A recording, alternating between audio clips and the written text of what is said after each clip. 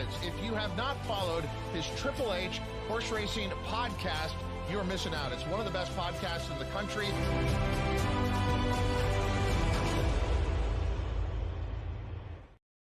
Welcome to the HHH Racing Podcast, Picks and Ponies, episode 438, the Breeders' Cup 2025 show on this network. I'm your proud host, Howard Kravitz. Thank you very much for joining us tonight as we're going to be covering the last 5 races on Saturday, Breeders' Cup weekend, and what an incredible sequence it is. I can't wait to discuss it with our great listeners and viewers. Please, please, please make sure you hit that subscribe button on the bottom right-hand side of the screen, the notification bell on the top right, and smash that like button below the video player.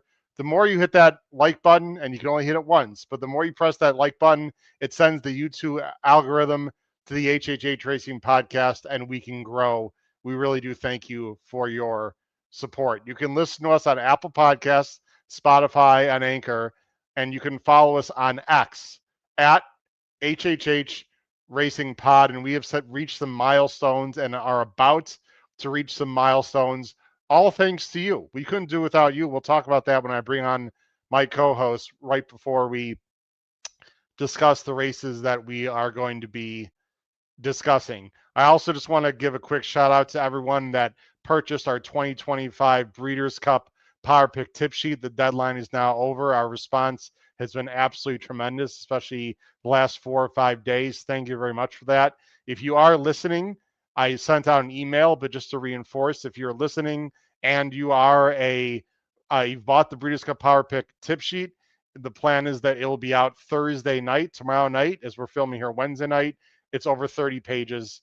You're going to love it. We are putting on the finishing touches right now. My great crew is working on it. And if you are a regular Power Pick tip sheet subscriber, you will receive a much more condensed version of our Power Picks tip sheet, and that will also be sent out. The plan right now, tomorrow night, Thursday night. It's all going to be sent both days, one document. Both days, one PDF. Hopefully you enjoy that. Let me bring on my great co-host who, again, just been doing yeoman's work, and we got the biggest, maybe the biggest race day of the entire year. You could argue that in the Kentucky Derby that we need to preview. So first, from the East Coast of Maryland, Mr. Pete Visco, and from the Saratoga Special and the Commonwealth of Massachusetts, Mr. Paul Halloran.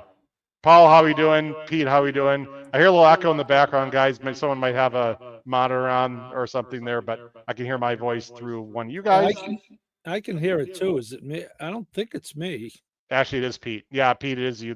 We can hear like the show somehow on your end. But anyway, Pete will get that adjusted. Paul, look, the big story, unfortunately, is sovereignty.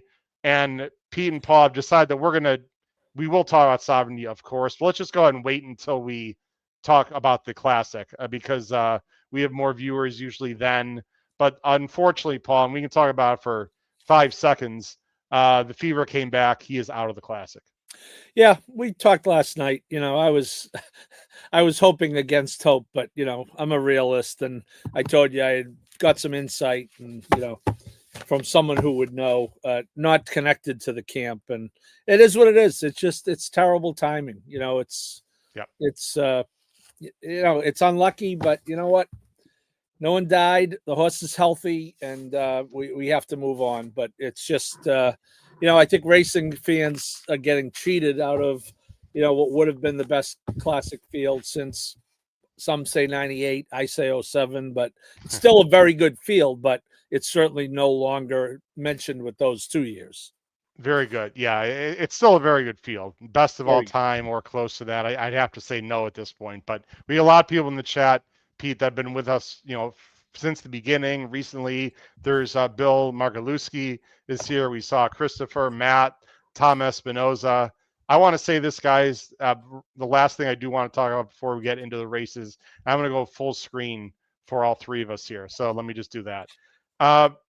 Guys, we are nothing without our viewers and listeners. No podcast is. And the support, Pete, for this podcast, not just for Breeders' Cup season, has been absolutely tremendous. We have thousands of views for each one of our videos. I counted close to 20,000 views in the last week, and that's just video views, Pete. You guys you're not privy to our audio platform numbers, but I counted several hundred on each one.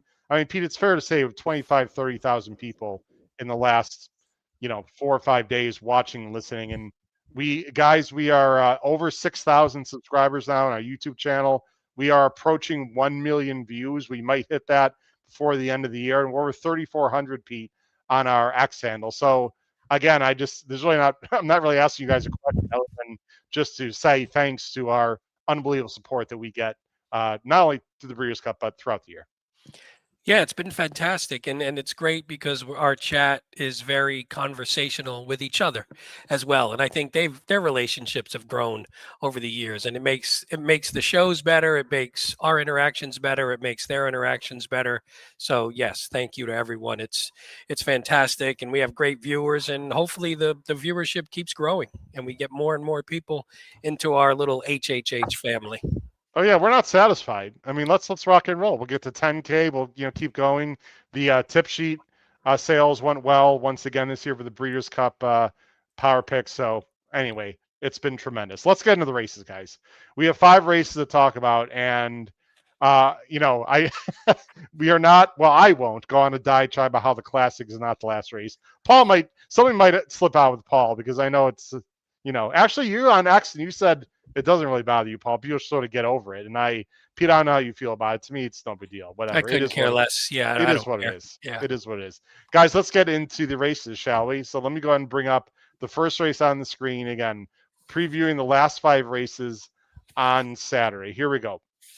We're going to start in race 8 tonight, guys. Let me say this. Sorry, if you're like, what about the other races? So races 4, 5, 6, and 7. The first 4 races on Saturday was covered in a taped show that just came out earlier today on our YouTube channel by the great PHP guys. Noah, Ryan, and Jackson hit out of the park. I'll tell you what, they got some prices that they picked. I don't know if anyone's seen their show. It already has over 1,000. It has thousands of views already.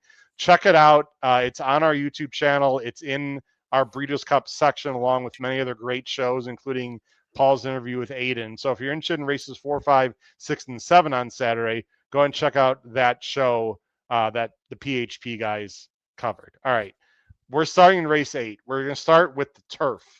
This is $5 million. It's one of the most important turf races in the world. There's no doubt about it. And there's a lot of impressive Euros coming over. They're going 1.5 miles, and it's a decent run in that first turn. It is 3 turns.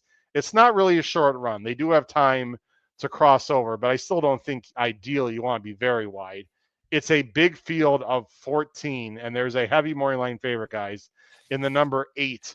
Mini Hawk finished second in the arc. Really talented filly for Aiden O'Brien and Christophe Soumillon, who is going to be riding at the 119. She is definitely going to be the favorite. Let's see where we're going to go, guys, to kick off tonight's show in the turf.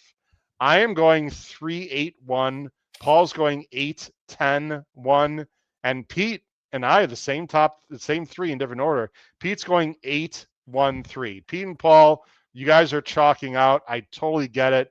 Mini Hawk is really a special 3-year-old filly trying to win this race, like Found and other 3-year-old fillies that have won this race. She is the fastest by the numbers, depending on what you look at. It's actually a bit, I won't say controversial, but it's a bit contradictory based on what speed figs you look at. I don't care what speed figs you look at. She's really talented, Paul, and she ran a blinder last time in the arc. Yeah, I think I mentioned this with the Aiden interview. I know I've mentioned it a few times. There's some, and Pete is our resident stat guy, that one of the quirky stats of the Breeders' Cup is that horses that run in the arc and don't win do much better in this race than horses who run in the arc and win. And she did everything but win last time. I know, there were those who thought maybe Soumillon was a little early, first time on her. But one thing about this horse, Howard, is she wants 1.5 miles and she wants firm turf. And she's going to get both on Saturday. And, I have a hard time, Rebels Romance, I think, is one of the coolest horses of our lifetime. He broke an unbelievable, you want to talk about stats, six-year-olds and up were like 0 for 56 in this race going into last year. And he broke that. So, go against him at your own risk. But, I just think this is a horse on the improve. Aiden, if anyone listened to our interview with him, and 4,000 people have watched it, Howard. Nice. He said that I asked him, was the filly and mare turf ever a consideration? And he said, no, that this was always going to be the target. And that, you're a big intent guy, Howard. That told me a lot. So, yes, chalking out, but how low is she going to be with Rebels Romance in the field? I think she's still 8 or 9 to 5. And, I think she's a likely winner, although it's a very good race. Pete, Mini Hawk is the horse to beat, and a lot of people are looking at this as a 2-horse race. You're going exactly, actually, you're different than Paul with your horses in second and third, but I'll just let you have the floor to talk about Mini Hawk and or maybe a little more Rebels Romance since Paul just covered Mini Hawk. Yeah, I sort of agree with everything he said about Mini Hawk. I mean, she's still a 3-year-old filly, and it's still tough, and she's still coming off a tough race in the Arc, so that's always a bit of a concern. But maybe Aiden whispered in her ear, "Look, don't win this, so we can win the Breeders' Cup Turf because we don't want to come back as a double winner." But yeah, I love everything about her, and I think she's on the improve. And like from a thoroughgraph, she looks good. Sure, she's improving, and from a time form, she's improving, and I assume other figures, she's on the improve as well. Rebels Romance is just like we say. There's not many cooler horses in the sport, pretty much. He's 7 years old, 29 races, 20 wins, almost $15 million.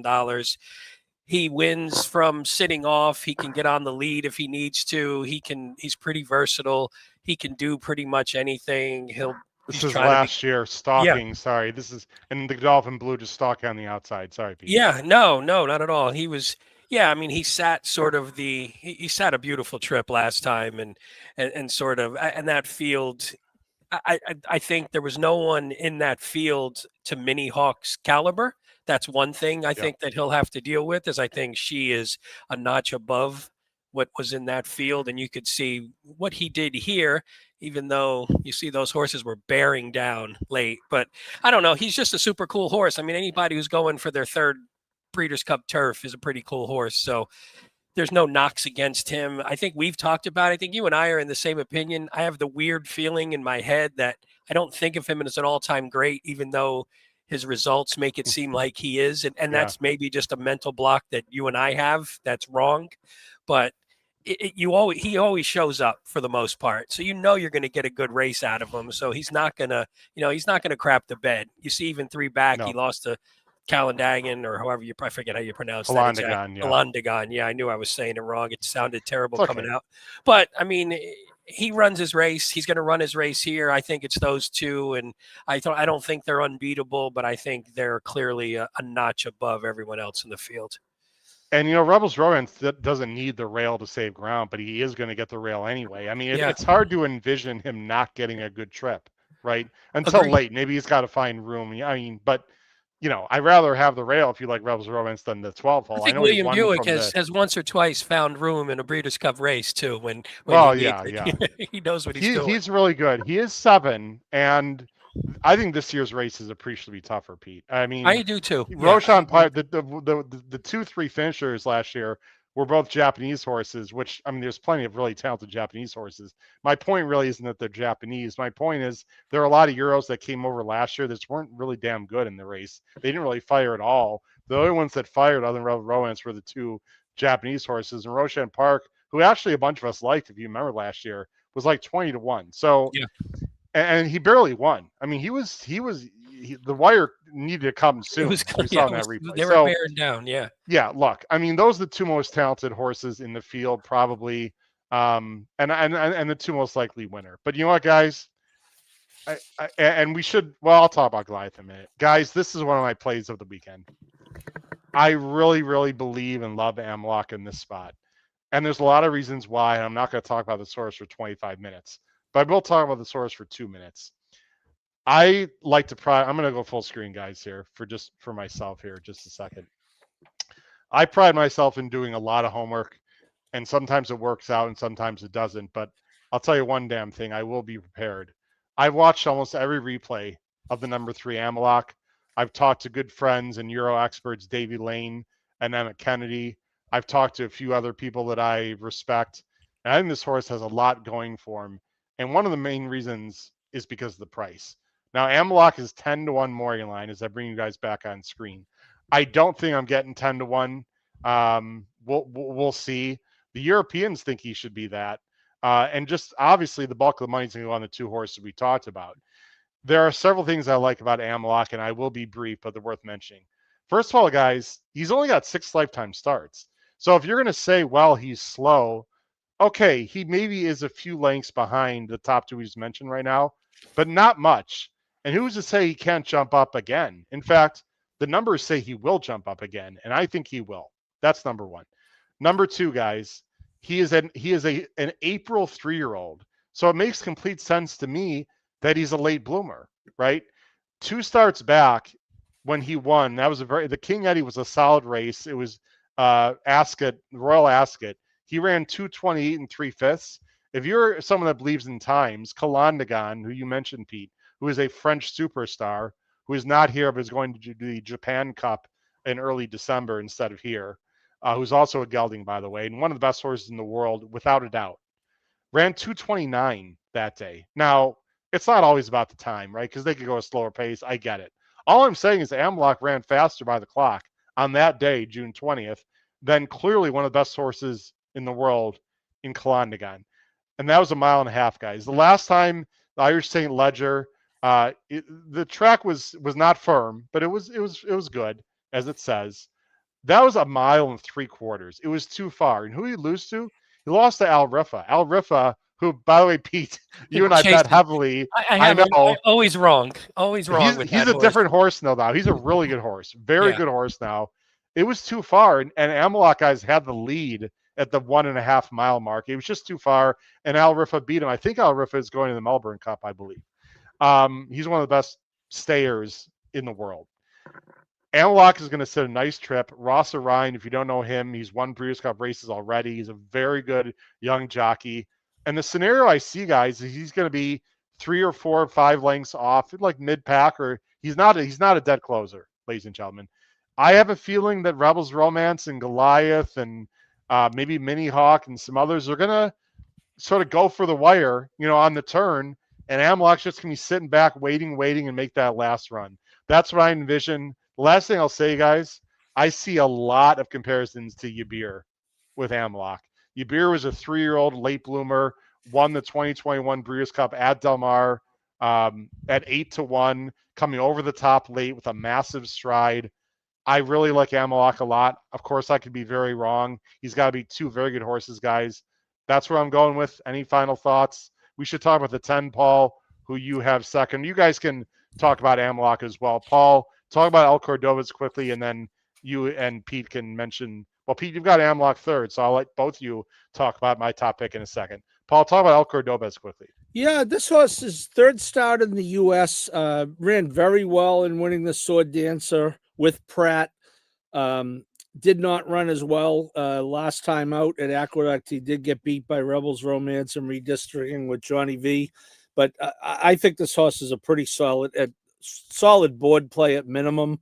I'll probably have him as a B in my horizontals. Again, I don't think he's nearly as likely a winner as the big 2, or now the big 3 with Uncle Howard's 3. But he's in the mix, and if you want to talk about price, 15-1, you're probably going to get close to that. If not that, he'll be double digits. And I just think he's, I don't want to get beat by Appleby with a horse like this who's had a chance to get acclimated over here. Paul, quickly talk about Billy Longnane, who a lot of people here in America don't know, but he is an up-and-comer, and he's a serious, good young jockey for Godolphin.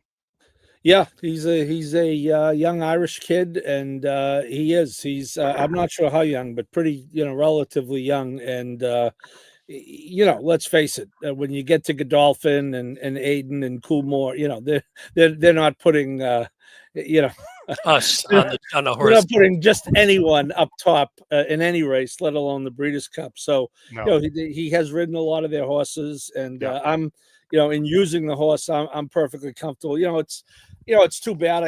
I think Pratt is locked into Chad, for obvious reasons. He rides a lot, but he's got to ride the horse redistricting, who has about a 3% chance of winning this race instead of a horse like this, who probably have a 10 or 15%. And by the way, Pete, Billy Longdane did ride Rebels Romance in Germany earlier late in the summer. Actually, Davey Lane was there to see that race in a Group 1. Your quick thoughts on Amalok, Pete, and then we should talk about Goliath, and we'll go on the next race. Yeah, I mean, I like Amalok as well. I think my biggest question with him is just this is a pretty major step up for a young horse who's going to need to improve. And I'm not saying he can't do it. This is just a hard spot to do it. But I think if he does make that move, he's definitely talented enough to do it. It's just that's why you're getting the 10-1 or better, because if he was on the same level if he had shown, like somebody said, he hadn't won a Group 1. Yeah, that's true. If he had won Group 1s and if he had sort of popped figures that the other horses had, he'd be 3-1. So you're getting that baked into the price. So you're just taking it on faith that he is going to move forward. Yeah. And I think he's talented enough to do that. And even if he doesn't, he could move forward and still run a bang up race and lose to one of those two monsters. And it would still be a good call on him moving forward in this race. I'm not afraid to say I'm doing something with him in the BCBC. I'm not saying all in, but I could see it like using him big time in second, in exactas underneath those I would two. He could do like some even value, an exacta key box or key and a try. I mean, for sure. I have to use this horse.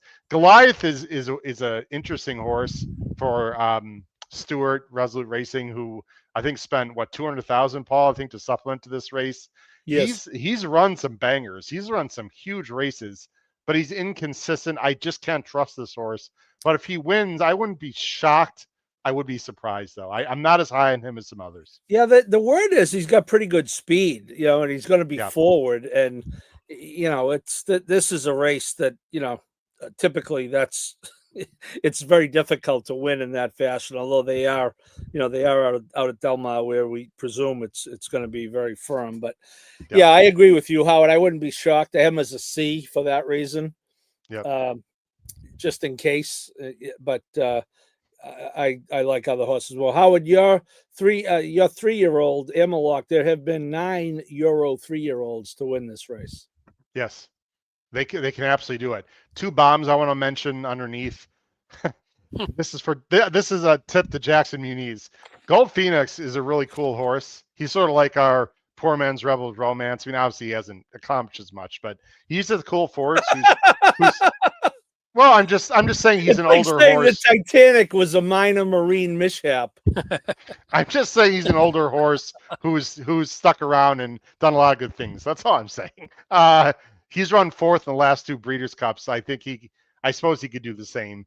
The other horse that I know Davey Lane's a little interested in, and I was until the post draw, Ethical Diamond is similar to Amalok in that he's an improving horse. This was a jumper, actually, and has been converted back to the flats. And Willie Mullins is one of the best trainers in Europe, especially with jumpers. He's getting better. I watched both of his replays with, by the way, Buick and Ryan Moore rode this horse. It's probably too much for him, but if Ethical Diamond clunks up for 3rd or 4th, the number 14, don't be shocked if they go hot up front. Just want to mention that. All right, guys, let's go on to the race of the day, the race of the weekend, the race of the year. Some people might say, even without Sovereignty, it's one of the best races we've seen in quite a while.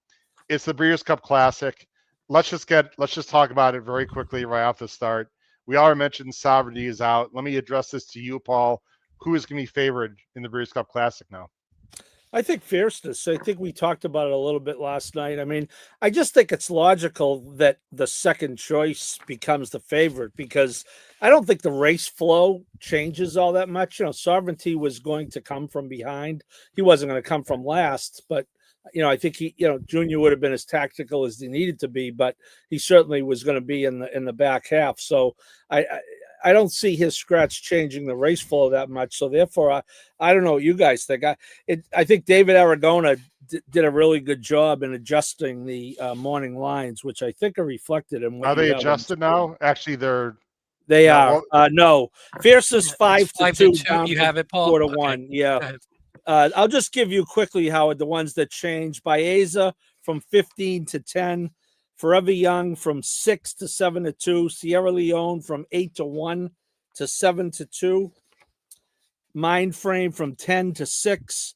Journalism from 10 to 5. And Antiquarian from 15 to 10. So journalism is 5-1. Yes.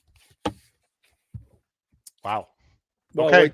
wait till you put the picks I up. think that makes sense from a betting, from who people are going to bet standpoint. I agree with that. Okay. I don't agree that he should be 5-1, but I agree that I think that's where a lot of money will go, because he's probably he's the horse that people remember from the Triple Crown. I promise everyone listening and watching, we will have deeper discussion on Sovereignty. Will he retire? What are they going to do with him? But we're not going to do that tonight. But we will have plenty of talk about Sovereignty later on. Well, here's the field, of course. Paul just rattled off the new morning line. Sovereignty number 6 is not going to be in. It's $7 million, guys. It's a mile and a quarter. Horse of the year, perhaps, on the line. It's not even more of a fuzzy conversation. Again, we'll talk about that at a later time as well. It's a field of 9 now. Let's see where we're going, guys, in the Classic. I'm going 1-7-10. Paul, another more you're laughing. Paul's going 9-1-7. I'm not laughing at Paul. I'm laughing with Paul. And Pete is going 5-1-7. So obviously a lot of fierceness, a lot of Sierra Leone. Very interesting that Paul and I do not have Forever Young in the top 3. So Pete, we're going to start with you. Excuse me. Forever Young, he can win. I would assume Paul would feel the same way. And he'll go on a diatribe how he can only give 3 out there because that's what I asked for. But anyway, I just did it for him. Forever Young's really talented. Pete, I've liked this horse for a long time. I picked him last year in this race. I thought he ran a bang-up third. I don't like the ride he got. They planned for this race. They targeted for this race.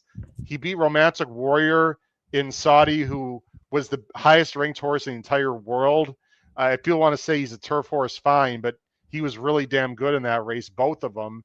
And I think Forever Young, I heard, ran like a -4 on the sheets or something absolutely crazy. Like, I hate to even say it, but almost like close to flight line type of figure by some people in the Saudi race. Did not run well in Dubai. You're going to go back with him and to see if Yahagi can win for the Japanese. Yeah, he had a -5, if I'm reading this correctly. I have the Crazy. Thorograph in front of me as well. I look at it. I just, to me, I thought this was this is going to sound stupid. I thought this was just a tough race to handicap, because I could make a good case for probably 6 horses, I think, on top that I kind of like. So I was fighting with who am I going to put on top, and I think Forever Young, his best race is as good as anyone else's best race, and I'm hoping that he's the one who gets it. And I just think potentially the trip, I didn't like the ride either. I didn't like a couple of the rides he's gotten, actually. So that's a concern. But I think the trip that he could get, I think he can get the jump on, say, Sierra Leone. I think he's probably just better, no offense, Paul, than Journalism at this distance. And I think Fierceness potentially from the 1 hole could have a little bit of trouble. So with all of that, Forever Young was the horse I landed on. And I just think one of these times he's going to win one of these races here, and I'm hoping it's this one. Pete, Timeform's got him ahead of Contrary Thinking. That's not going to happen. But he could sit right off Contrary Thinking and maybe get the jump ahead of Forever Young. Maybe. I still think Forever Young is going to be further back than this. I think he's actually going to be behind Mind Frame. I think they learned something last year. Let me just show the first 10 seconds of the race last year, because I think it is important to note. Forever Young obviously closed him way back in the Derby, partially because he was pinched at the break. But I've always considered him more of like a mid-pack kind of horse. I don't know how you feel, Pete. I think that's his best trip. Yeah. I don't think he wants to be up close, really. And I guess they figured last year that he needed to be. And you see the rider really, really asking aggressively here. And they were flying early. and he was just up too close. Look, I'm looking, he's almost on the pace, really. He's right there. And look, he finished, very respectable here in third. We'll go right to the stretch. He's right here. I mean, here's Sierra Leone taking the lead over Fierceness. And, Forever Young just keeps plodding along. And I thought he ran underratedly well in this race. He's making up ground even a little bit, you could argue, on Fierceness. So I think they're going to be a little bit more patient with him. I'm assuming that's what you hope. Yeah, see, and he's the type where I would want him to, like, you don't want him chasing Sierra Leone. You want, and not that necessarily was the whole race, obviously, but I think you want him sort of, all right, he's the one that at the top of the lane or around that point is the one that can maybe get to the lead, and for once they're chasing him down and see if he can run late, and see if a horse like Sierra Leone can run him down, or if he's got to run down Fierceness, though. If Fierceness gets out, he gets ahead, and then he can try and do that. But yeah, I want him to be relatively close, not too close to the lead. They're Gallop out right there. Ryan Anderson. Ryan's done more shows than we have, Pete. He's done like 5,000 shows. They've been going today. The last. What's up, Ryan? Days, Great job, man. Great job, you and Jackson and everyone else. I want to shout out to our Pacific. He's going to need some holes or something to relax those vocal cords at some point. Pete, let me ask you one more quick question, and we're going to move on from Forever Young. I have a concern with him. I don't think Del Mar suits him. He's very grindy to me. It's a short stretch. I just feel like he'd be better like a Belmont or like a Churchill, or obviously, I mean, just where there's a longer stretch and he can more widen himself up. I don't know how well he takes the turns. I like him a lot, and he could win. I'm not sure Del Mar suits him. Yay or nay on that thought? No, that's definitely fair, and I could see that. And I wonder if there's a tactical way they can sort of mitigate that disadvantage, and maybe that's something that they'll try. I agree with that, though. Okay, look at that, Paul. According to Joseph Mazzola, the grandstand is up at the new Belmont. How about that? Pretty damn cool. That, by the way, I almost wore a hat that I'm going to save for later, guys.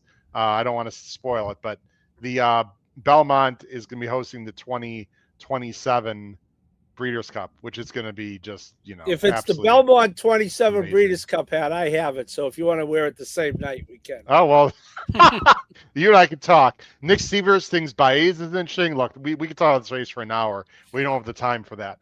Paul, the three of us have been lockstep on certain horses as per any normal handicapping panel that is respectful, like I think we are, and respectable. You got to explain this one to me, man. I don't get the journalism pick. I have mad love and respect for you. I just probably put him in the winner's circle. Nice horse. I just don't think he's good enough. Maybe you think Jose Ortiz is going to move him up. You've got him on top, so talk me off the journalism ledge.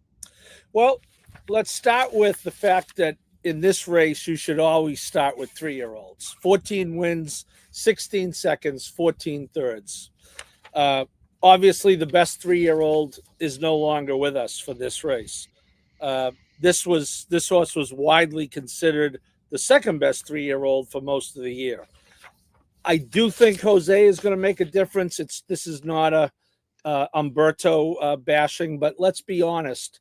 Even when the horse was winning or running second, he was taking some incoming for his rides. I think he's a very, very good jockey, especially on turf. Is he as good a jockey as Jose Ortiz? No. I mean, obviously it's subjective, but I'd argue anyone on that forever, especially in a 1.25 mile dirt race. I think he's lost the sovereignty 3 times, twice.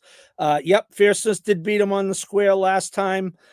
He put those 3 races together, May 3rd, May 17th, June 7th, obviously the Triple Crown races, 3 races in 5 weeks. He got 6 weeks off after that, won the Haskell, not the greatest field in the world. I get it. Then he had another 6 weeks off, ran second in the Classic. He's got 32 days to this race. I think Jose will be way more tactical on him. And I see a scenario where he gets the lead in the stretch and that he holds them off. And I think the one horse, we talked about sovereignty.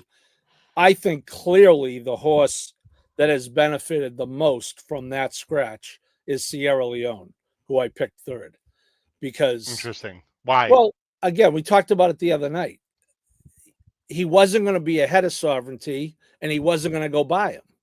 So, and now contrary thinking might go 19-4 to set up him. But again, the race, a lot of starch was taken out of the race for me. But I do always look at the 3-year-olds. I've been doing that for 30 years, and I think this is now the best 3-year-old. And I think this older group is very good, but I do not think there is one great horse among them. Okay, so I want to be clear because I was going to push back, but you sort of answered the question. Because you took a while to get to the reasons why you thought Jose Ortiz was better. Your reasoning, Paul, or your rationale is because he's going to be a little bit more aggressive early and put journalism into the game. Did I hear that correctly? Yes. Yeah. And Okay. if presented with an obstacle in the far turn, he might not just try to jump over them. Okay. You make some very cogent arguments, Paul, as usual. I'll give you that. I've never really thought he's a 1.25 mile horse, Paul. Fair. I think he's better a 1.1 mile, Pete. I've always felt this way. He's really good. He's just born in the wrong year. We've talked about 1,000 times. And now the problem also, Paul, is you're not getting the price you thought you'd be getting.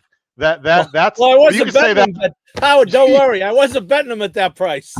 Okay, well, I mean, you could say that about a lot of horses. So, all right, Paul's going to go journalism. Look, I like the pick. It's ballsy. I disagree, but look, that's what makes horse racing great. Let me talk about my top pick. And I just finished writing, my portion of the tip sheet, guys. And I think you guys know this because I've taught you about this several weeks ago. Believe it or not, ladies and gentlemen, it's the absolute truth because I put my money where my mouth is. Fiercest has been my top pick in this race for 6 weeks. I called Davy Lane in about 6 weeks ago, and I said, Davy Lane, of course, great job with our international tip sheet, lives in Liverpool, England, has access to anti-post betting that I don't. I said, what is the price on Fiercest right now? I'd say this was mid-September, guys. Somewhere actually it was, I'd say it's about mid-September. And he said 8-1. And I said, thank you. And I made a bet. No, look, I didn't empty my, my savings account. So I have 8-1 on Fiercest. Now I thought I'd get half the price. Now it turns out I'm getting, 4 times more the price. So I didn't anticipate that. What's important to mention, I'm going to bring up the Forever Young replay, and you're like, what is Howard doing? And let me explain why. We all know what happened last time with Fiercest on the rail, right? The rail, guys, the temporary rail is going to be out more than it was in the Pacific Classic. Not because Rapoli asked for it or it's nothing nefarious. It's just because they can bring the rail down further out because the next race are 2 turf races anyway. It's more a mechanical thing rather than anyone asking for it. But I just want I want everyone to see how far the rail. I'm going to let this run a little bit. This is last year's Breeders' Cup. Again, this is not what happened to Fiercest in the Pacific Classic. Let me just freeze it. So, okay, about right there. Do you see, guys, how the rail starts, it separates and goes in? This part right there, I'll let it run a little more. There we go. This part right here that everyone's looking at, guys, was not there for the Pacific Classic. That's where Fiercest ducked in. He saw this was not there, and he ducked into the gap. And that's what happened. But in the Breeders' Cup, that temporary rail is going to be, you see right there. Now there is still a spot, but it's not nearly as much as it was before. This part right here, Pete, was not there for the Pacific Classic, and he really ducked in. Now there's still that opening there, right? But the rail comes up there. Okay. Anyway, I just wanted to mention that. You're just hoping he doesn't make a left and starts running like he thinks and he's going the other way. I think it's less likely that he'll do it because Fiercest now knows what to do. I mean, that's just, look, I'm not a horse whisperer, but that's what makes sense to me.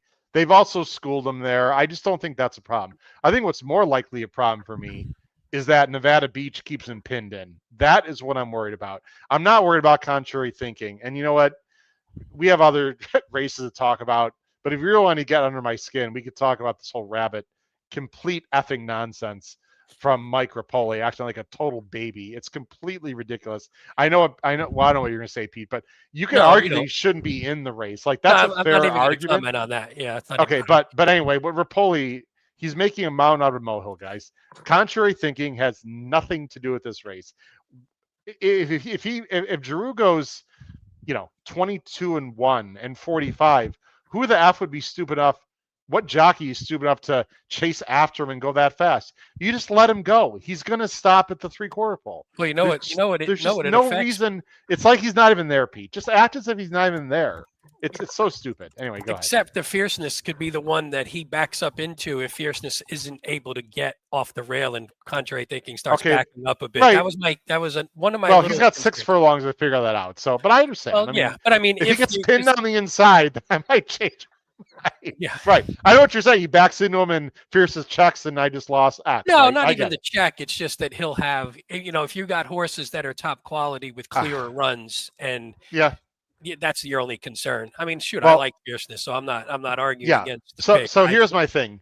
Paul and I were spot on with this horse, and we've been wrong before, of course. We were spot on with fierceness during his 3-year-old season, Paul. We liked him in certain spots. We totally disliked him in the Derby. We weren't the only ones, but a lot of people loved him. We did not at all. He has matured, guys. He rated in behind last time. I know the field was not nearly as good, but for the first time like ever, he was on the inside, took dirt into a fast pace, rated behind, and cruised by, beat journalism. I'm going to say comfortably. Maybe Paul disagreed with that. I thought they could go around another time, and journalism was never beating him. Never, ever, ever. His brilliant races, guys, are just as good as anyone in this field, and I would almost put journalism in that category. Sovereignty, if Sovereignty was in the race. I think Fierce's absolute best are really damn close, if not as good as Sovereignty's best.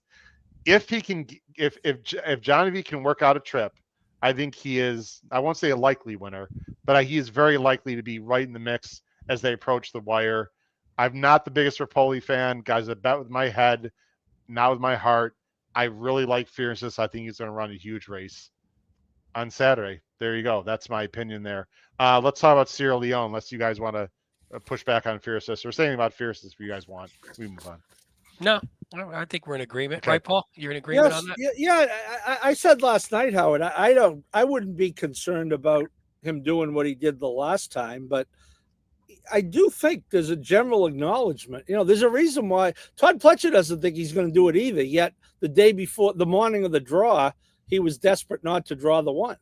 So, I mean, it's not ideal. I mean, there's no doubt about it. Yeah, it's at best, it's not ideal, right? And he also had a pretty good trip last time, and he might get one again. Johnny, as you said last night, Johnny is riding as well as anyone, at least as of the end of the Keeneland meet. Honestly, Paul, any disadvantage against a field like this makes you nervous, and I think that's probably too what Pletcher's thinking. Like when you're facing a field of this quality and Sovereignty was in at that point, you don't want any sort of disadvantage, and maybe having the rail puts Fierceness at a little bit of a disadvantage, and you just don't want that when you're facing a field as deep as this. Yeah, when I watch the first 5 seconds, guys, I'm not going to watch Contrary Thinking. I'm going to watch Nevada Beach. That is the one that I'm concerned, because Nevada Beach keeps Fierceness pinned in, Pete. That's a problem. But if somehow Fierceness is ahead of Nevada Beach, I think he can extricate himself, halfway down the front side there. Right. Yeah. The first turn. Yep. If Fierceness gets out to the 2 or 3 path before the first turn, you better look out. He's going to run a massive race, in my opinion. Okay, let's move on, guys. Sierra Leone. Here we go again. Boy, is he good. He's just really damn good. Anyone that says anything otherwise is just wrong. You could dislike him, you can whatever. He's a really good horse. I didn't think he was going to get the setup before Sovereignty. Sovereignty doesn't change that. He absolutely can win. He's not going to be 8-1. He could be the damn favorite at 3-1, guys. It's 5-2. Who knows? It's really hard to win this thing twice in a row. The only one that has done is Tiz Now, guys. Is Sierra Leone Tiz Now? He's pretty damn good. This is more of a vibe. No, he's not. Let me help you. No, okay, he's not. Okay. Well, yeah, I mean, Tiz Now won the Breeders' Cup Classic twice. Just trying to help. Okay. This is not the most cogent handicapping argument. It's hard to win this thing twice in a row, and I'm not feeling it this year. I know that sounds ridiculous, but I think he's going to run a great race, second or third. Your guys' opinion? Well, he shows up. I will give him that. He shows up every time. Although I think if you really take a deep dive into whom he's beaten and when. And the Classic last year obviously was a great race, although there are those of us, and I think you're in the camp, Howard, there are those who could make a cogent argument that Fiercest ran as well, if not a little better. But other than that, he seems to run very well and just not quite beat the top horses he runs with. He beat Forever Young, lost to Mind Frame, lost to Fierceness twice, beat them in the Classic, lost to Mind Frame this year, lost to Antiquarian with an asterisk. I guess, the fact that he had he ran huge that fact that he had to hop over a horse, that's, so I'll give him that. But again, he's tremendous. I would want no part of he could be like 2-1, 5-2. On the win end, I would want no part of him there. But yeah, am I shocked if he wins? No, as I say, I think he's a more likely winner today than he was yesterday. It's weird, right? If you're doing a top three, you sit there and go, how do I leave him off the top three? He's obviously never finished out of the top three. Yeah. But there's other horses that I have behind him that I like better to win the race potentially. So I always struggle with that. Do my top three reflect who I think the best three to win the race? Not that I don't think he can win the race. I think he's one of 6 or 7 that can. 6, I think, that can. But hey, Pete, I meant to ask you, did you feel that way before Sovereignty was scratched, that the 6 or 7 could win the race? But I think Sovereignty was my clear top pick. But I thought if you were beating him, it went pretty deep. Okay. But I wouldn't look at him like a single. But I thought I think there's some. Obviously, this is stating the most obvious thing in the world. I just think there's some really good horses in here that still have a chance to move up. And I mean, I think we should talk about a couple more just for the hell of it. We don't have to waste a lot of time on them. Okay. Well, I've been one of the presidents of the Baeza fan club. Yeah. I told you I'm coming around for this race. I just don't know. But I still don't like him in this spot. It's just really tough. But I'll tell you what, I like him in last year. I like him in next year's Classic if he stays healthy and runs. I think he's really good. I just don't think he's quite as good as some of the others. Let me just roll through, and you guys can let me just roll through a bunch. Then you guys can talk about whoever you want to talk. Mind Frame is the mystery of this race. We all know what happened last time. I don't think he's a 1.25 mile horse, guys. And when he won the Stephen Foster, I know he beat Sierra Leone. I was there. I was trackside covering for the podcast. They walked the dog basically on the front end. I thought Sierra Leone ran a monster race. Frankly, I thought I ran just as well as Mind Frame. That is not happening in this race. I'm against Mind Frame. I know some people like him. I don't like him. I'm not. The horse that I am fascinated. I'm sorry, Pete. I have a hard time with him, but I was almost leaning to putting him in the mix, but I really just wish he would have ran that last race. I mean, right? Wouldn't we just have wanted to see what he did in the Jockey Club? I mean, that would have made the difference. The last thing I will say, I'll let you guys talk for 2 or 3 minutes and we'll move on. If I need a price horse in the BCBC, Pete, this is absolutely the one on the screen that I like.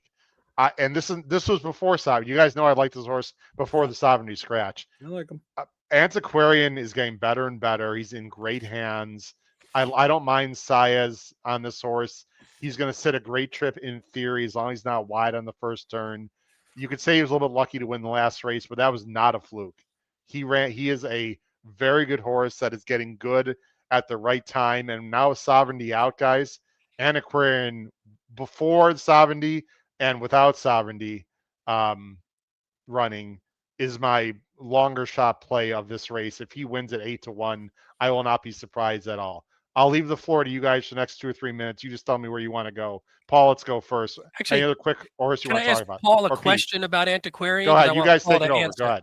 Yeah, Paul. So the move to Saez, I was thinking about this. Antiquarian, when you watch him in the stretch in those last couple, I don't know if it's grindy or he loses focus or sometimes he seems like he's not running as well. Then he do you think like a jockey like Saez, who just sort of rides his horse the whole race basically and has that capability, could maybe move this horse forward more than maybe another jockey would, even though he had Johnny V, who's awesome, just because he just seems like the kind of horse who maybe doesn't always run. I don't even know how to say it. He just sort of loses ground a little bit, but then when he kicks in, he could really come back at you, but that's not going to work here. Do you wonder if a jockey like Saez could maybe get a little bit more out of him? Well, Pete, that's a very good point because Saez, I've never seen a jockey who could start riding his horse earlier and have them still going at the finish line. Usually if you see your jock is really into your horse at the 3/8 pole, you're like, oh shit, I'm screwed. Yeah. But Saez, Pete, although I think Johnny obviously gave him a good ride last time. Yeah, and that wasn't even meant to knock Johnny. It might just be more of a fit kind of thing, maybe. And, and I'm with Howard. Of course, Centennial Farms people, 15 miles up the road from me, so I'm going to always root for them. He beat Sierra Leone last time, but we talked about Sierra Leone having to, a little bit of an obstacle. And other than that, unless you want to say he beat Locked, who would have been a great takeout mitigator in this race, that's the only question. Although I am with Howard for the price. If I were looking for a price horse, I'd be looking either to him or Baeza or both. Those would be the two double-digit-ish horses I look to. Baeza, I have not been a long-time fan like Howard. I'm a newcomer, and I did, I covered the Pennsylvania Derby, and magnitude, goal-oriented. I get it.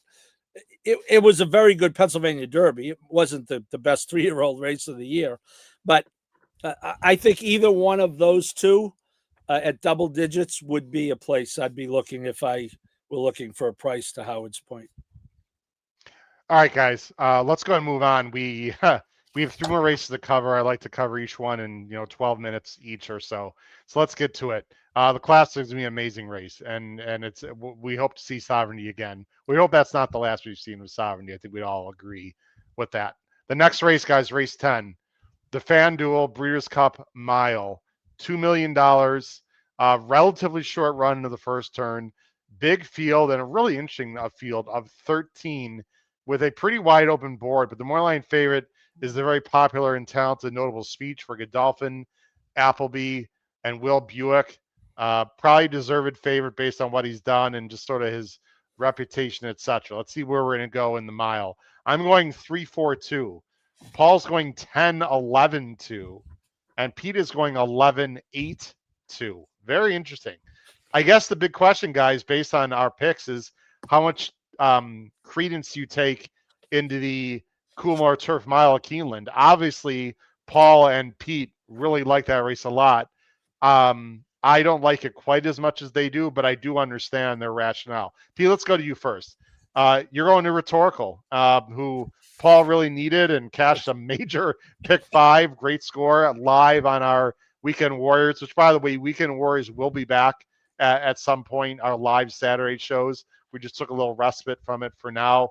Talk about this New York bred for Will Walden, Pete. I mean, if he goes from winning New York bred races to winning the Keeneland Coolmore Turf Mile, to winning the Breeders' Cup Mile, that would be an incredible story. I mean, it would be awesome, and I know that would make Paul very happy, just as the lover of the New York breds for sure. So we always root for that. I mean, the short answer is this horse is just getting better and better, and Irad obviously I think stylistically suits him. Will Walden, he's just been awesome this year, and this is a horse that has made sort of a monumental jump from a class standpoint. But he's doing it the right way from just if you look at all the different figures, whichever ones you look at, Buyer, Time Form, Thoroughgraph, he sort of fits and he's on the improve and he's on a pattern that makes you think that there's more behind it, or I should say more in front of him where he can move forward again. Yep. And I'm just looking at a horse that has just been, I mean, again, this is a silly thing to say. He's 4 for 4. The form is just phenomenal and it's only getting better. And I look at it as, I like Notable Speech is a very good horse, but I don't think Notable Speech is a great horse by any stretch. And I don't think there's a great horse in this field. So I think a horse that's on the up and up, even if you go against like America versus the Europeans. I mean, we saw it last year that an American horse can win this race, especially when the Europeans that are here aren't like top notch Europeans that are over here. So I'm just looking at a horse that is on the improve. I think his look great, is getting better. And I think there's more in the tank. Well said, Pete. He's the now horse. Now, someone we need to talk about because we didn't see the pace. Guys, usually we see like a Goliad or a really fast California horse that like wants to go like, 45 and change, there is not a lot of early speed on paper, which would help Rhetorical for sure. I kind of like However, that, right? Yeah, a little bit. I do want to mention something that people need to understand. This is why people watch and listen to this show. I hope there are two horses trained by Ralph Beckett and Juddmonte. Okay, one of them is a horse that Paul has on top in Jonquil, who came like a train in that same race. And I thought actually, Paul, I'll let you talk in a second. I actually thought he ran just as good as Rhetorical, if not even better, you could argue. But my point here is the horse on the far outside, Kirat, is also Ralph Beckett and won at like 10,000, won at 150 to 1 at Goodwood. This horse is going. In fact, Ross Orion said he's going. So if anyone thinks this is going to be like a slow pace and Rhetorical, who might win, is just going to set off some kind of like 47-4 or something, that ain't happening, because the plan with Kirat is to absolutely send like a banshee from the 13 hole. I just want to mention that. But he also did sit off quick paces in the last two, which I like, and he was able to, he. Oh, no doubt. I'm not saying Rhetorical can't win. Yeah, I'm just saying it's not going to be as slow as people think. In my opinion. No, I agree with that. And that's I all think I'm saying. Actually hopeful. But I do think that Rhetorical has. I think his running style and Irad's patience make for it's probably better. I think again he can just get the better trip over a horse like Jonquil, because they're going to have to run him down. He certainly did last time. Exactly what I'm saying, Paul. Even if there's speed up there, he's going to get to the lead first, and then they're going to have to come get him. Let's just show the stretch, and Paul, I'm going to take it to you now. So Rhetorical took the lead. Jonquil's a horse that's going to be coming from way back. Let me freeze it right here. Jonquil is right here, right? The Juddmonte. Here's Jonquil right here. Rhetorical obviously got the jump. Is he right here? I think he's right there. Right? Isn't he right there? Was he right here in the yellow? Yeah, I think so. Yeah. Yeah, sorry. Here's Rhetorical. Here's Jonquil. How many lengths would you say this is, Paul, right now? 5? 5.5. Okay. So this was also Jonquil's first run in the United States. He's also on the wrong lead, Paul, until now. He just switched leads. Here's Rhetorical. Jonquil makes up. I'll let you talk because you're the one like him. I mean, I'm going to say he makes up a good. Boy, he's still coming. I mean, 4 lengths in the stretch, 3.5. Talk about Jonquil, Paul, overall. You just made me sweat that out again, Howard. Sorry. No, you got your almost 5-digit score, again. Paul. It's all good. Jesus. No, I was torn, Pete. You don't know how close I came to picking him on top. I was going 10-11 or 11-10. Okay. And I went with Jonquil pretty much for that reason. There'd probably be a little more to deal with in this race. And, we all love Dylan. And Dylan, that was his first time on the horse. But if you talk to the Euro people, it's pretty widely accepted that he probably had him a little too far back and left him with too much to do. And that's not to be critical, but as a fact. So, hey, Paul, let me ask you a question. Dangerous with good trip, and I think he might get a good trip. This is an important question. I mean, maybe you have intel, I don't. I could also see where they told Dylan just to take back and make one run and get experience over his first start in North America, right? I mean, so unless you know for sure, I could see them telling Dylan to do that too. Well, both things can be true. Yes. You know what I'm saying? Yes, I agree. Okay. So this is a wide open race, guys. So I'm not going to sit here and tell you that those horses can't win. Here's my feeling. Pete and Paul both feel like that was a really strong race and either one can win, and I'm not going to push back too much. Guys, I just have a hard time believing on a tight turn where you got to have rapid acceleration that an improving 3-year-old like Salon, who has been showing some major final fractions in his races, are not quicker and just better than those two. And maybe even the Lion in Winter, who we had Aiden on, I'll let you talk about him, Paul, who is coming back in 2 weeks, yes, but they finally figured him out. He doesn't want to go long. He was one of the top-rated horses going into their 3-year-old year. These are two very talented Euros. Are they like, are they Goldakova? No. Guys, I just have a hard time believing that these two are not better than Rhetorical and Jonquil. Plus, they get better post position also. And we haven't even talked about notable speech yet. These are my top 3. I'm going to use John Cole and Rhetorical defensively, guys. I just have a hard time believing that the 2 that you mentioned mainly are better than these 3. Paul, why don't you talk a little bit about what Aiden, I'm not going to pull up the video, but why don't you talk about what Aiden, if you recall, said about the line in Winter during your interview with him? Yeah, well, this is a horse that, I think one of the things he said is they've settled on the fact that he's a miler, and, he has run the mile the last 3 times. He did lose to the 3. The horse that you like, Howard, he was right with him, lost by a neck, 2 back. He is is he a top flight Euro? I mean, Aiden sent over better. One of the things I did talk to him about, this is the one race that has stumped him. 1 for 29, Aiden O'Brien is in this race. Yeah. And when you think of what he's done in the Breeders' Cup, that is an unbelievable stat.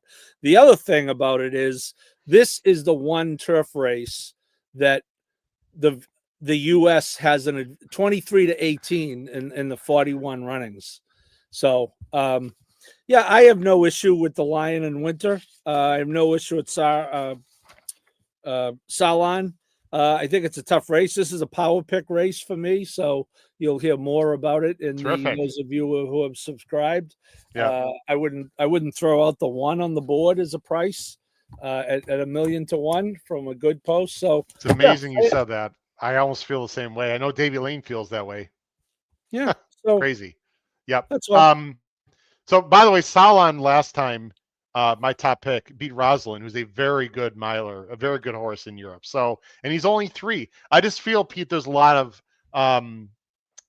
there's a lot of Amalok in Salon. I know different race, but same vibe to me, Pete. Yeah, no, I agree. I agree. And I mean, that's what you're hoping for, a little bit of a move forward, which I think this horse might need. But I think this is one of the most wide open races on the card. So. I think just because the top end is, we're going to talk about Notable Speech in a second. Notable Speech is a really good horse, but I just don't think is a great horse. And I think if you have a top end vulnerable favorite, then it just makes the other horses, it just brings them all into the fray. And I think they're pretty deep in terms of quality. I think the triple could be so many different combinations in this race where I think you can really hit something big here. So why don't you? I've heard so many varying opinions. Me too. The opinions I've heard on Notable Speech. On Notable Speech, are crazy. Look, I've heard this horse is better than last year. Now he's on the come. He's going to blow by the field. To what Davey and Emmett Kennedy said, who they just don't. He's already a late 4-year-old. They don't love him. He's overrated. I mean, this is a real polarizing horse, Pete. Are you somewhere in the middle? I just think he's a really good horse, and if he wins the race, it makes perfect sense because he's a good horse. But I mean, I just look at him and go, okay, he's fine. I just think he's beatable, and there's other horses that I like, and I think there's other horses that are on the improve. Formidable Man, that's sort of a. Yeah, I see you went to him. Go ahead, Pete. Talk about this horse and talk about Johannes, the 2 California horses. Yeah, I mean, this is a nice horse for course. This is obviously a horse. If you look at from like a buyer standpoint, it's a little bit behind, obviously, from some of the other, at least U.S. horses or some of the Europeans who have run in the U.S. But in all honesty, from like a time form and even a thoroughgraph, this horse isn't that far behind and is 6 for 6 at the course. Loves it here. I just think this is one of those kind of horses that if a bunch of stuff goes down, I think he could be in the mix. And similar to Johannes last year, I mean, I think people were discounting him as, okay, he's not a European, he's a notch below. And you see more than looks in Johannes. They wound up running 1-2 in this race. And even though Johannes was 4-1, I don't think there was a ton of probably love for him on the top end just because everybody thought, hey, if a Euro's coming over, the Euros are going to be the ones to beat. And I think it's a similar field. I mean, obviously Notable Speech was in it. It's a similar field where the top end isn't great and the U.S. horses are good. And they're not all-timers either. But when you have good against good, some weird stuff can go down. Yeah, it's a really fun race. We're going to see what happens in the mile. We got 2 more races, guys. Let's get to it. This is another somewhat polarizing horse here, and a lot of people are going to single this horse that we're going to talk about in the dirt mile. And I have mixed feelings about him. And I know, again, people I respect think this horse can't lose. Others like me are a little more skeptical. Let's talk about it. It's the Dirt Mile, guys. $1 million. It's a 2-turn mile. It's a short run into the first turn. It's a field of 10. There's a big morning line favorite. There'll be a big post time favorite. I'm going to say sub 8-5. I think Nisos could be as low as even money, maybe even 4-5. If maybe if the track is speed favoring, we'll see. Baffert, by the way, does have 2 others in Goal Oriented and Sizz and Bull, but the story of this race is Nisos. Will it be the story after the race? I suppose it will be, win or lose, but we'll see. I'm going 2-3-4. Paul's going 3-2-4, and Pete is also going 3-2. He's going 6. So there's a lot of 3s and 2s. We see this as a Baffert race. Guys, I'm going to actually go first. Look, Nisos is the horse to beat. I mean, duh. He can be brilliant. He also has been ouchy. He's also been off a while. And I want to point to the last 2 races because, as you guys know, I deep dive, as do you. Let's just look at his last 2 races where everyone is like, goo goo gaga, crazy for Cocoa Puffs on this horse. Okay. The Triple Bend 2 back, he ran a 108. That was clearly his fastest race. It was 7 furlongs. He basically rode the rail, and it was a 4-horse field. I mean, Embankment has not been as good as has turned out to be as good as we thought. Now, I know, Pete, you can only beat who you can beat, and the clock is the clock, and we can give all the, all the phrases you want. The bottom line is it's a 4-horse field, and he basically beat Bankman, who's not as good as we thought anymore. Then the San Diego. Look at this field in the San Diego where he ran a 102. And yes, he probably could have run faster, guys, because he was sort of in hand. He got a dream perfect trip on the inside the whole time. He's beating Miramati, Tarantino, an old express train. I mean, look at the buyers of the horses he's beating. None of the horses he beat, really, except for Hall of Fame when Hall of Fame was good, is a 100-buyer horse. Okay, so here's my point. Yes, he can win this race by 4 or 5. He's been off for a while. He's been facing much, much tougher horses in this race, and he's going to be 4-5.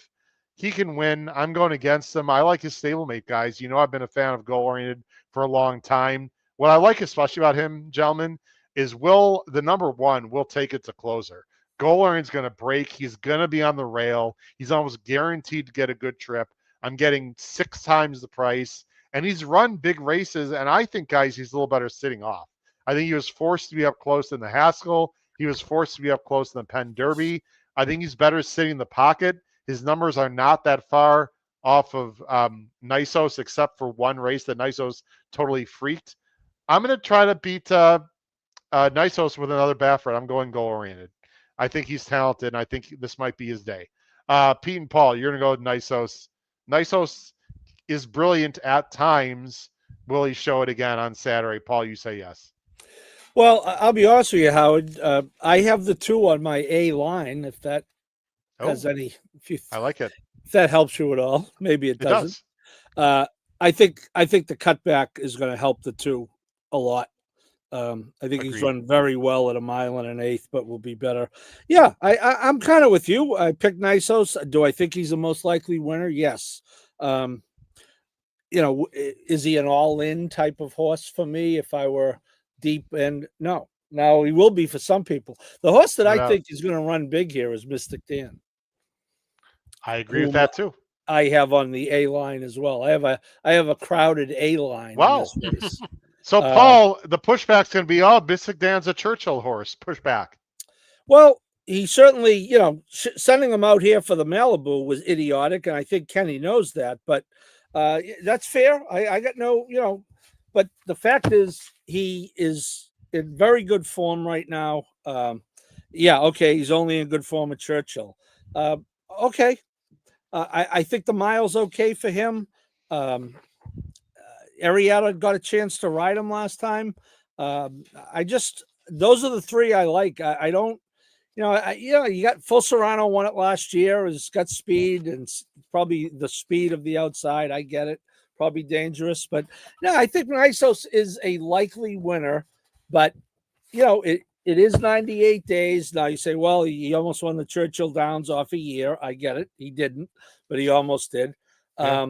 It's a 98-day layoff. I will give Baffert credit for this. He has one horse in the Classic, and he certainly could have taken a shot in the Classic with this horse. And he missed the work, he said, or whatever. Even though he has two other horses in here, and I'm comparing that to Mandela, who's a Hall of Famer and who I like, but kind of split his horses just for the sake of splitting them, so that each have a chance. So I think that Nysos is in the right race. I think he's the favorite. I think he's a deserving favorite. Baffert's 0 for 12 in this race, if that means anything to you. I just think that if goal-oriented is 5-1 and Nysos is even money, and I agree with you, I don't think he's going to be anything over even money, then I'd be willing to take a shot in that direction, but I'll use them both. I mean, Nysos is the horse to beat. I don't want to get no misconceptions by me. Correct. If he runs his best race, he's winning. I mean, there's no doubt. No doubt. I just think he's overrated based on his last two races, and I don't like the layoff. And he could have all the 111 amazing works, that people have seen. He still is going to be facing much tougher horses than he has lately that are going to come after him, like the number 6 Full Serrano. Like, I don't know. I think Nysos will not be on the lead. I'm almost positive. Oh, he's not a lead horse. I don't even know why. No, he's going to sit back and make a run. I mean, you got Full Serrano in the mix. I mean, what is Citizen Bull's going? I mean, why is he in the race otherwise? So Nysos will not be on the lead, which is fine. He's obviously capable of closing. No, which is perfect because that's what he does. Yeah, there's fast. So why Full Serrano in third? What do you envision here with him? I mean, he loves the distance. He loves the track. I mean, Okay. he won the race last year. I mean, he's just not a horse that he was out of his depth a little bit. Like his 2 losses in the US were 1.25 miles, 1.125 miles. I think that's just a little bit too far. And he still he lost by a half length to, and Mixto isn't the greatest thing in the world, but Mixto won a couple races that were pretty big.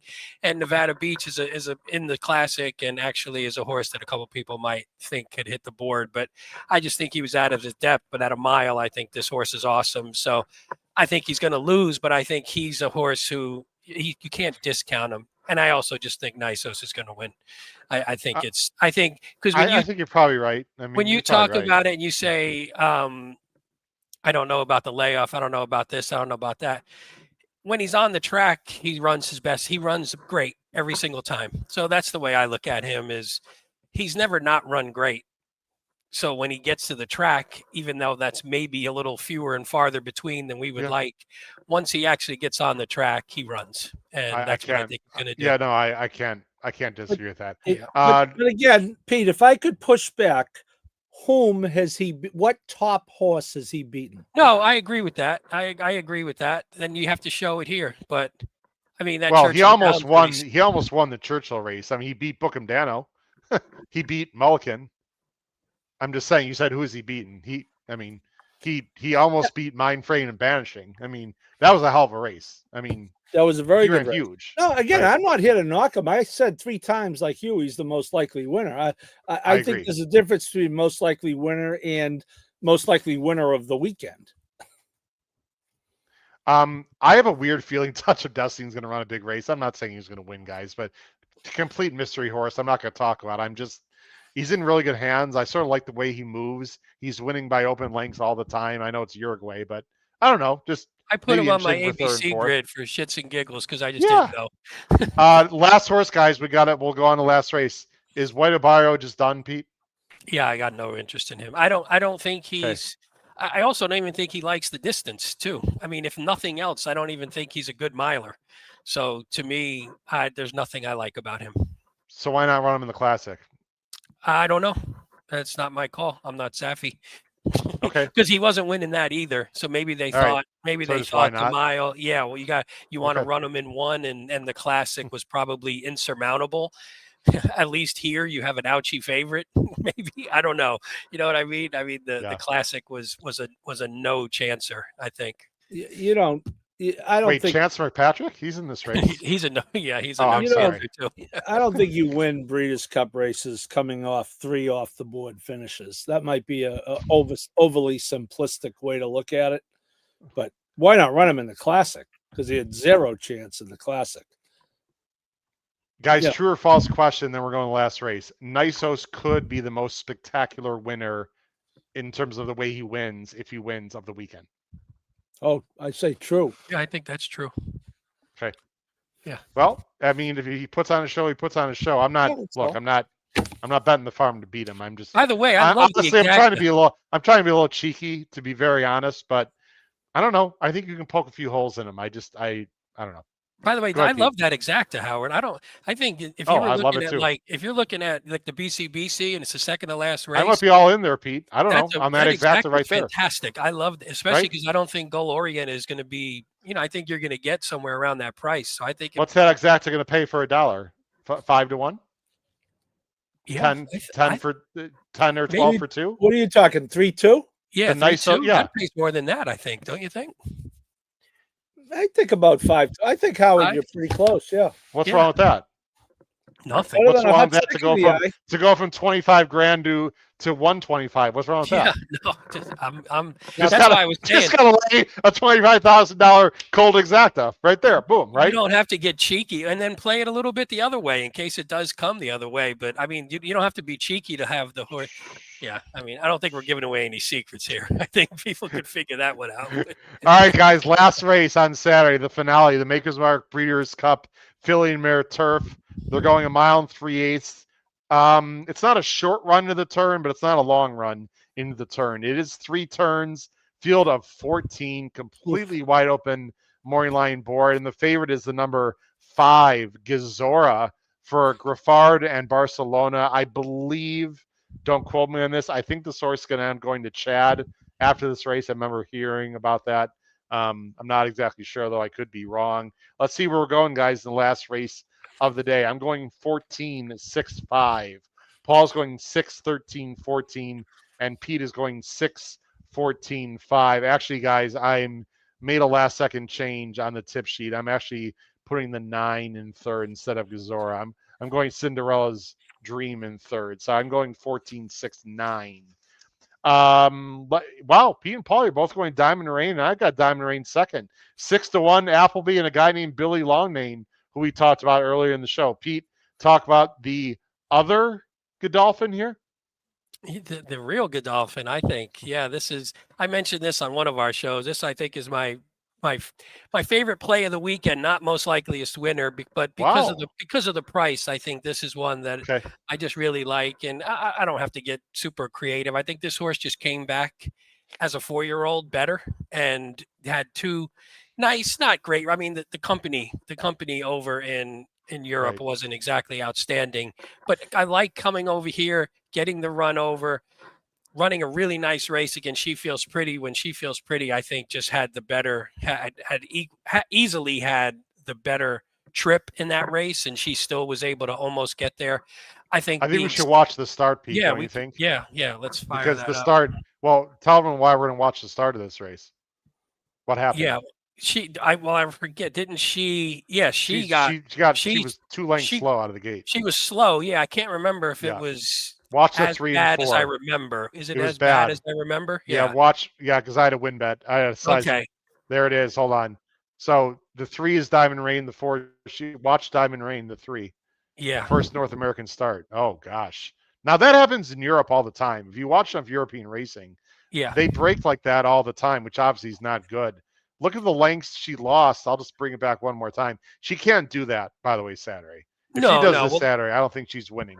Well, the problem too in Europe. Didn't get out of the gate, and how many lengths does She Feels Pretty have? I don't know. Let's pause it right there. 3, 3.5, 4, right? Yes, and you see that the field sort of stretches 5? out a bit. And the field stretches out a bit, whereas sometimes in the European racing up front, they're not going as fast, even if you don't break great. And She Feels Pretty got a lovely trip. And again, you get lovely trips when you're a good horse, and She Feels Pretty is really good. But She Feels Pretty is all the way on the outside in that 13, running into that short run to the turn. that's going to be problematic. And I just think Diamond Rain, maybe that experience. You see, this horse was coming, man. That was, I mean, that head bob was it pretty much. I just this really is our like best female. This is our best female turfer in the country by far. Yeah. I would argue, right? And again, this is almost a repeat to me of where we talked about with the mile, where I just don't think the top horses on the market are stupendous. I think they're really good. Mhm. I don't Yep. think they're unbeatable like some of the Euros, some of our horse. It's not like the greatest US horse. It's not the greatest Euros. So I think this is one where you could catch a price. And I think this horse is up and coming, and we're going to see her at her best on Saturday.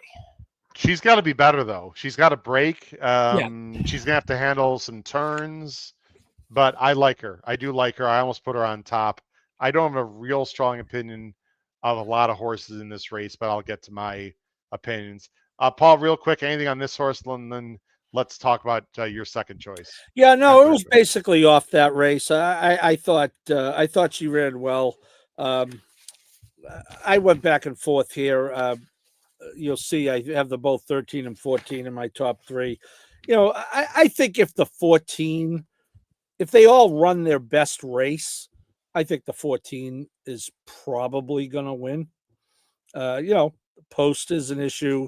Andrew Balding looking for his first Breeders' Cup win, although I think he's only had 4 starters.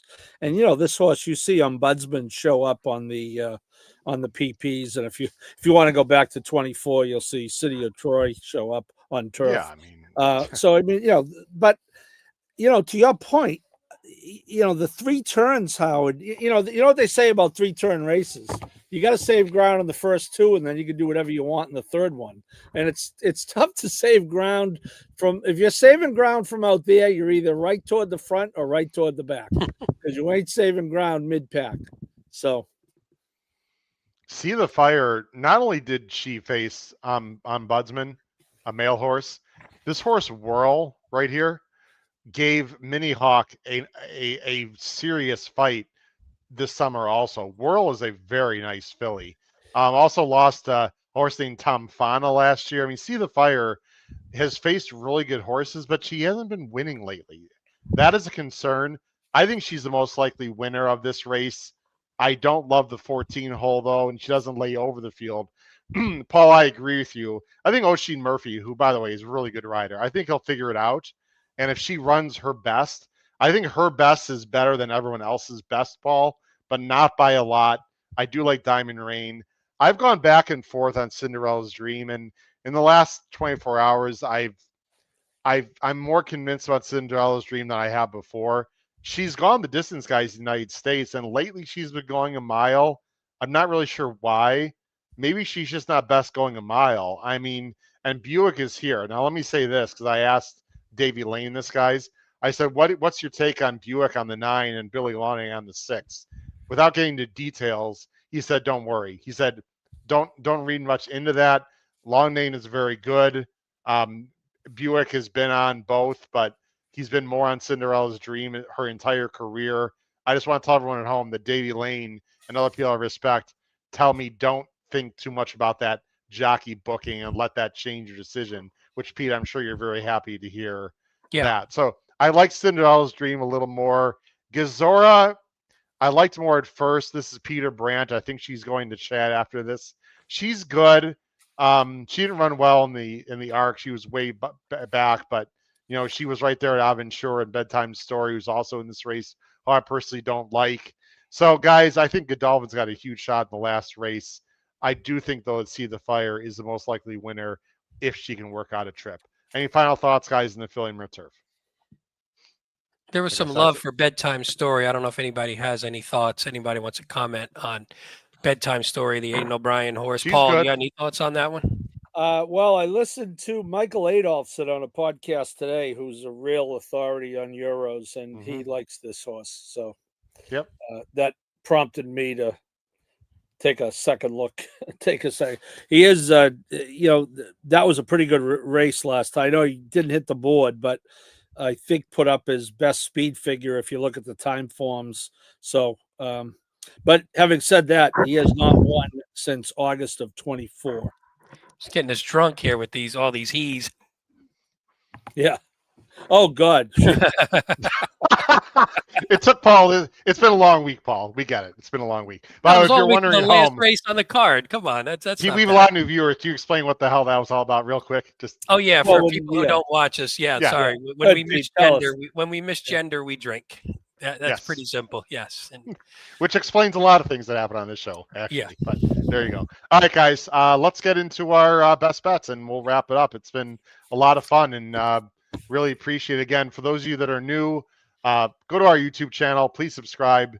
Hit the like button. Follow us on X right there at HHH Racing Pod. If you're on social media, we have a lot of great coverage. We have a lot of our other talent. Pete is also on social media. So is Paul, of course. We all are.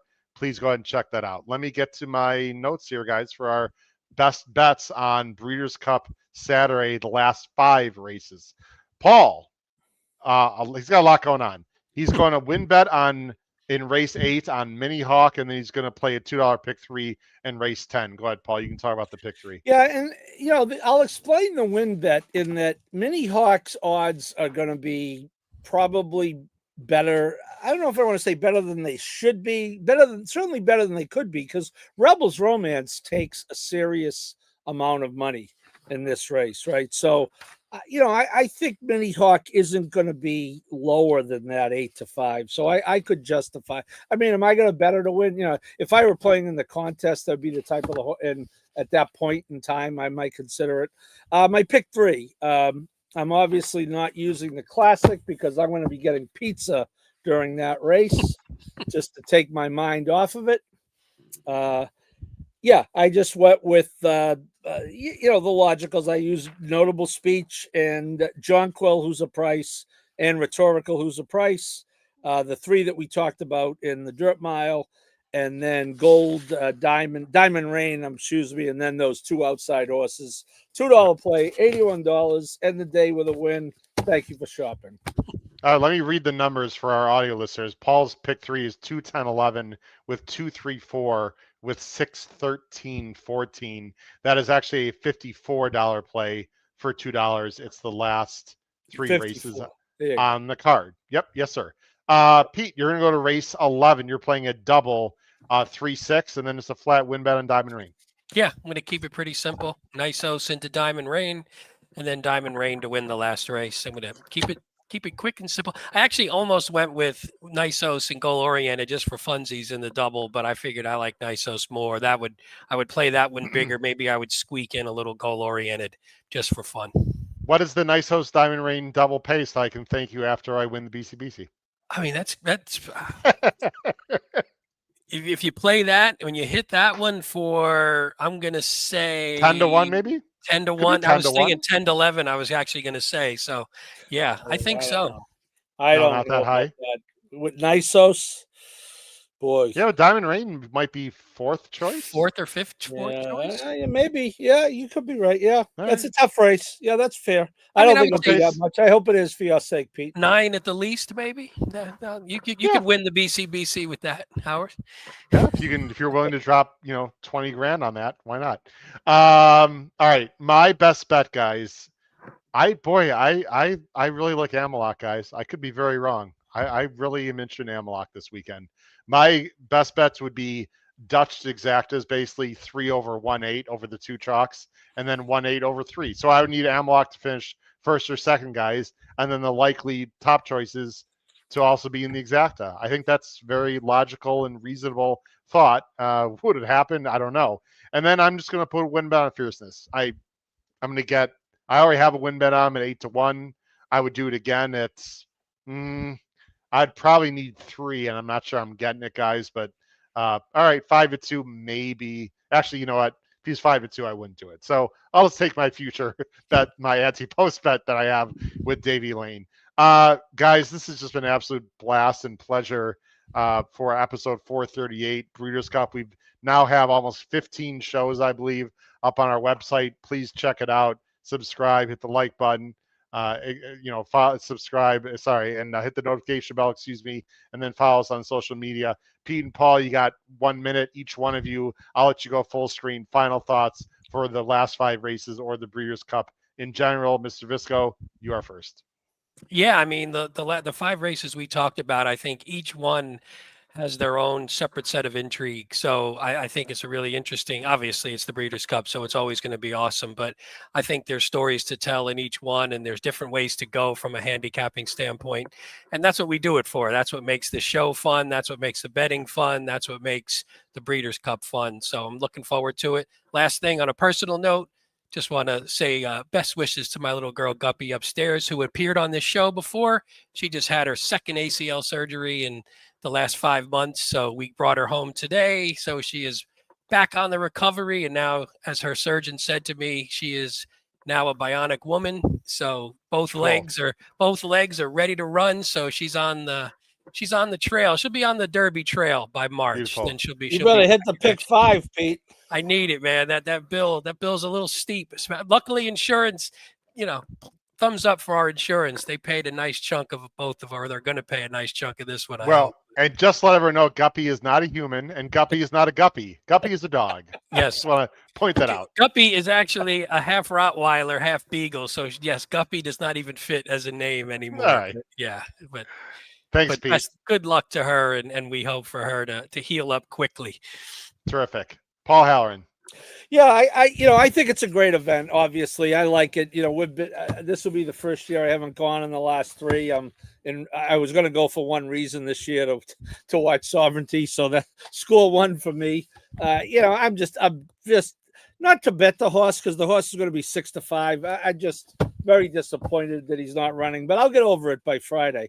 And the one piece of advice, if I might be so presumptuous to offer it, I think as you handicap and bet these races, you just can't be afraid. You can't use them all, and you can't be afraid to get beat by a good horse. You're going to have to leave good horses off your tickets. Otherwise, your tickets are going to be unmanageable. And there are going to be races after the race. You say, yeah, I could have used that horse. But again, you can't use them all. And they're almost all good in this, other than Contrary Thinking and a few others. They're almost all good. So you just got to be able to take some stands. And I'm not talking, on the win. I'm talking, if you stop playing alls in the try, it's going to get pretty expensive. So that's all. Don't be afraid to get beat. You can get beat a lot. I want to put a quote up from Thomas Mendoza. Thanks to all HHH contributors. The shows were all informative and fun. Let's make some money. Good for Guppy. Breeders' Cup 2026 for her. A lot of love for Guppy the dog. Guppy is awesome. Chat. She was a co-host for about 30 seconds that one show. Yeah. So we love her. Yeah, we love dog. We're animal lovers on this show for sure. I will close out by saying a few quick things. First of all, again, thanks to all the listeners and viewers. It's a labor of love. We spend a lot of time. This is on our end. We have a lot of work that we do for the show, for the tip sheet, and we can't guarantee winners, but we know we can guarantee a lot of really good information, and then it's up to you on what you do with it. But again, it's been a lot of fun, and I also say, other than Ryan Anderson and maybe Jackson Muniz, our big group is not going to be at Del Mar this year. It's too tough a travel 3 years in a row to go out west. We've got a lot of people that are on the East Coast and Midwest, and so we are not going to be at the Breeders' Cup this year, but we will be watching it together at an undisclosed location with tremendous amount of interest. A lot of us will be watching together at an Airbnb. So I'll just put it at that, and it's going to be a lot of fun. But guys, and ladies, we wish you a lot of success and luck at this year's Breeders' Cup at Del Mar 2025. Next year will be at Keeneland, and then the year after that, finally, it'll be back where it should have been many years ago, which is the Big Apple and New York for the Belmont. But this year it's going to be at beautiful Del Mar in San Diego. For Pete Visco and Paul Halloran, this has been your very proud host, Howard Krautz, episode 438 of Picks and Ponies, late pick 5, last 5 races of the Breeders' Cup on Saturday. Everyone, please crush your bets at this year's Breeders' Cup. Take care, everyone. Have a great night. Bye-bye.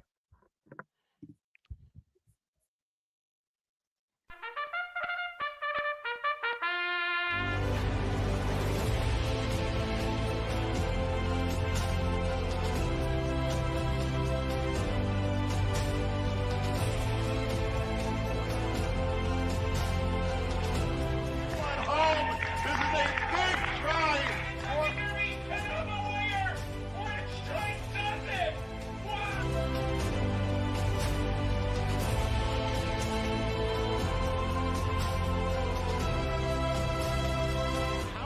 habits. If you have not followed his Triple H horse racing podcast, you're missing out. It's one of the best podcasts in the country.